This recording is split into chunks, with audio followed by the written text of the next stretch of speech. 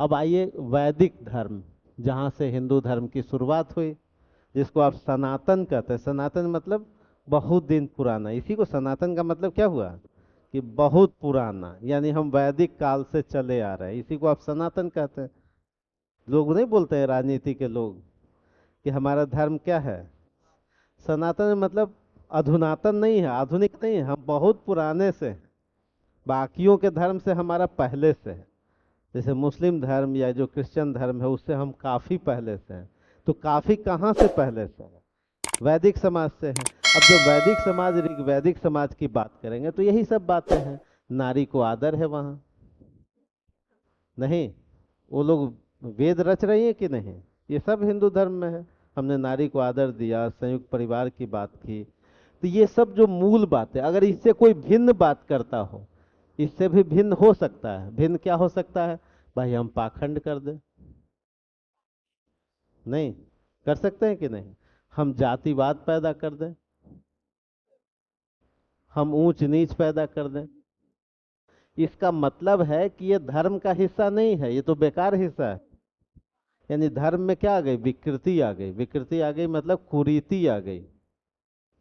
नहीं, आपने इतिहास में एनसीईआरटी में पढ़ा होगा कि भाई मैं जो बच्चा हूँ, मेरी माँ गेहूं पीस रही है, नहीं मेरे पिताजी ये काम कर रहे हैं, तो कोई भी कहीं कर्म के अनुसार ट्रांसफर हो सकता था जाति में। यानी यहाँ पर कर्म के अनुसार जाति थी, वर्ण था। यहाँ पर जन्म के अनुसार हो गया।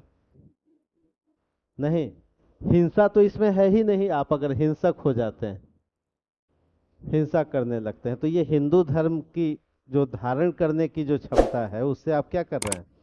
तो इसी पर अटैक किया कबीर ने। कहा कि भाई ये बेकार है, पाहन पूजे हरि मिले। पत्थर पूजना तो इसमें है ही नहीं कहीं। ऋग्वेद पढ़िए, ऋग्वैदिक समाज पढ़िए, आप इतिहास पढ़ते होंगे, जीएस के लिए तो पढ़ते ही होंगे। तो ऋग्वैदिक समाज में कहीं पत्थर पूजने की है परंपरा? नहीं है। तो फिर कहाँ से आ गया पत्थर पूजना?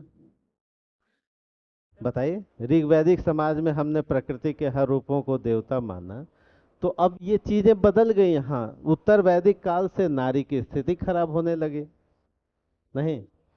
अब ये धर्म का हिस्सा नहीं था। यानी धर्म के दो चेहरे। एक चेहरा क्या है? एक चेहरा जो पॉजिटिव है, और एक चेहरा कैसा है? नेगेटिव है। तो अगर ये है विज्ञान के साथ प्लस विज्ञान, तो जीवन कैसा चलेगा? अगर इसके साथ ये जोड़ लीजिएगा तो बेकार हो जाएगा।